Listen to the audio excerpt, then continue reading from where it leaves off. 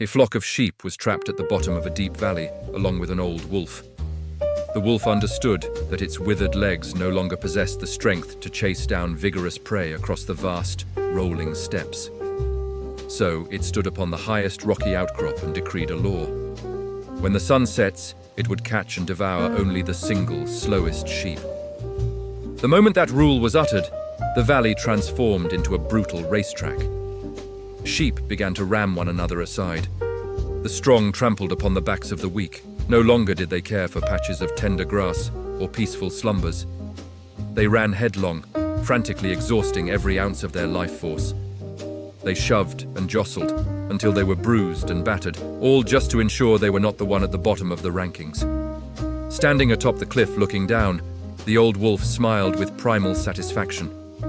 It did not need to break a single drop of sweat to hunt.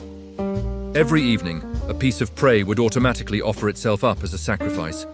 And the most exquisite part was that, due to this constant exertion, the meat of the flock became firmer, more flavorful, and more nutritious than ever before. That naked portrait of the valley is the ultimate art of manipulation. Supreme power does not lie in fangs or claws.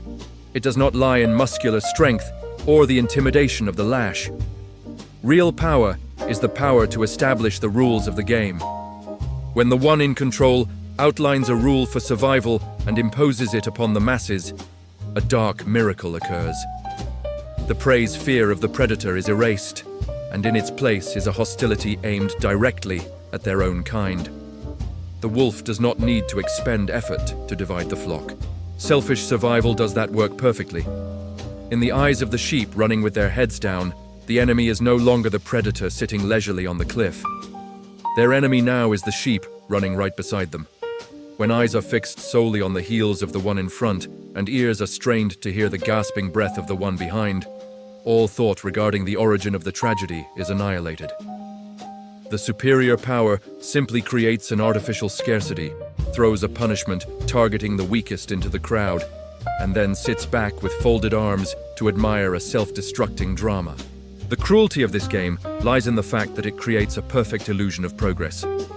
Yesterday, the whole flock ran at 10 miles per hour, and the one running at 9.5 became dinner. Today, driven by fear, the flock pushes itself to accelerate to 20 miles per hour. The one running at 19.5 is eliminated. The total effort of the flock has doubled. The tension has multiplied. Their muscles are more exhausted, but the absolute outcome remains unchanged. For every day, one individual is still phased out. The harder they compete, the more they raise their own standards for survival, pushing the finish line further away. Meanwhile, the house does not have to pay a single extra penny in operating costs.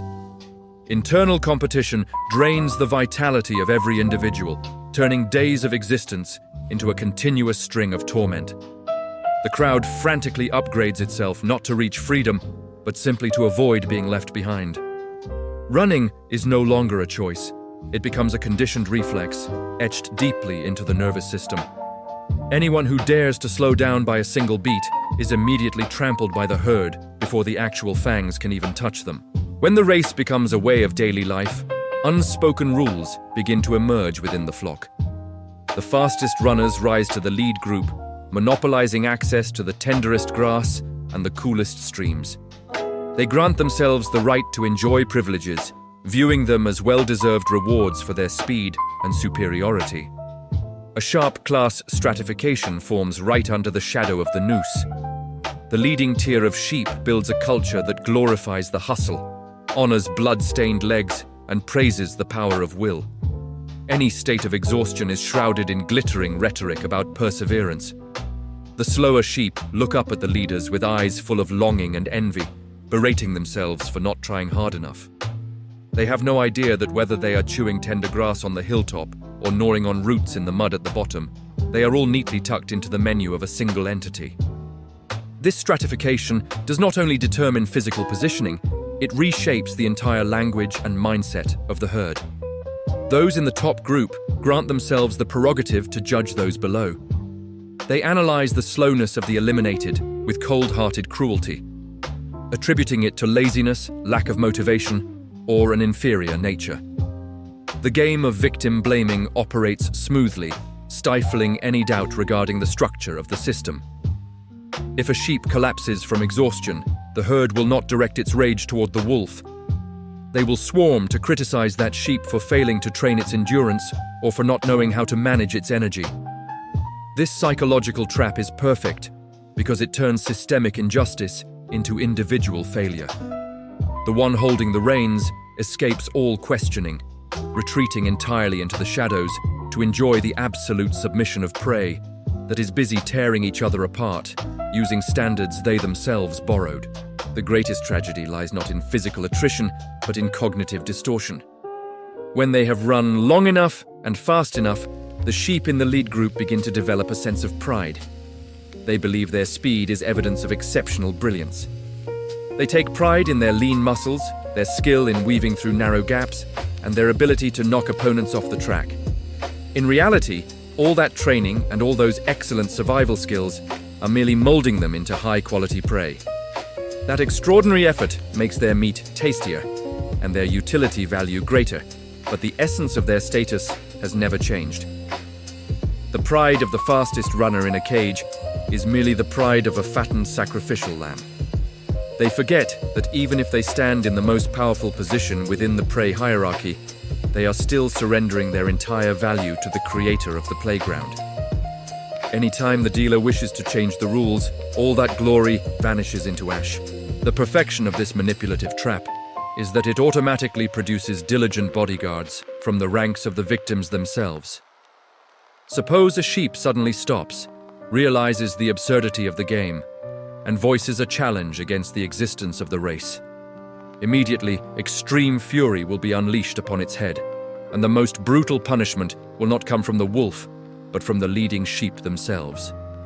To deny the meaning of the race is to reject the entire core value that the superior sheep have spent sweat and blood to build. The crowd has invested too much vitality into this system to accept that it is a lie. The human psyche always tends to protect the existing order, even if that order exploits them to the bone, just to avoid facing the bitter truth that they have lived the life of a puppet. The one going against the grain will be branded with the worst titles, being called lazy, incompetent, or a saboteur of order. The wheel keeps turning, protected by the very ego of those being crushed inside. The mechanism of manipulation through survival competition is a classic technique operated smoothly in every hidden corner of daily life. The hidden giants, the creators of the playground, always know how to weave invisible nets.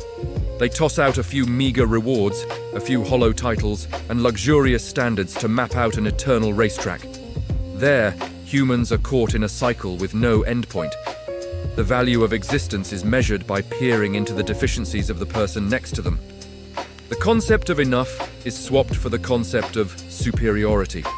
People feel they must consume more, possess shinier things, and don coat after coat of expensive veneers just to prove they do not belong to the bottom group. The operation of this vortex is so sophisticated that it robs the mind of stillness.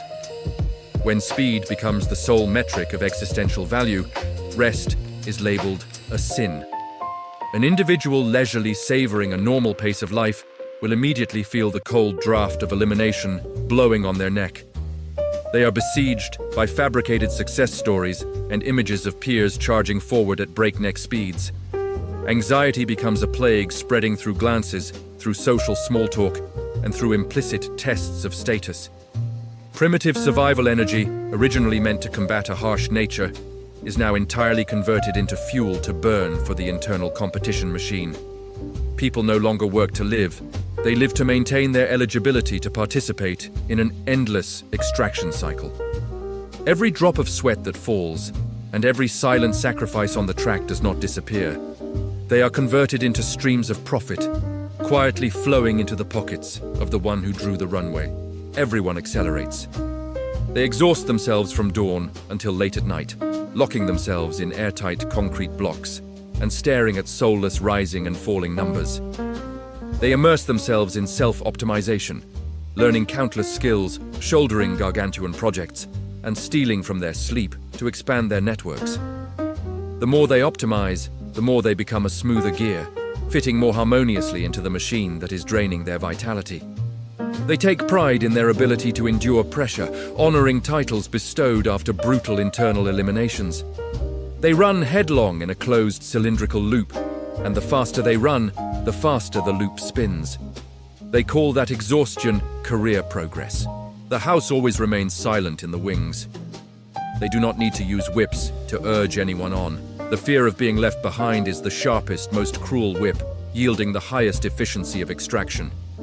When all the energy, all the time, and all the desires of the crowd are sucked into the competition for rank, no one will look up to see the hand dealing the cards. No one has enough strength or clarity left to question the origin of the rules that are suffocating their own breath. The entire system maintains absolute stability based on the permanent instability of each individual. The frictions and the overthrows of one another at the bottom tier only serve to make the foundation of those sitting at the very top even more unshakable.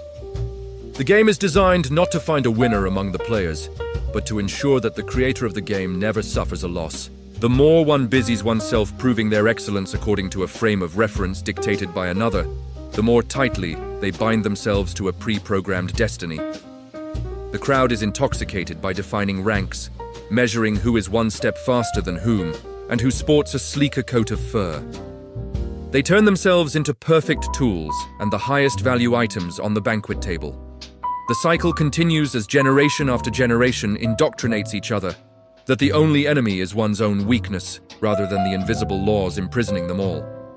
No one realizes that the racetrack they are desperately serving and protecting is, in reality, just an expanded cage.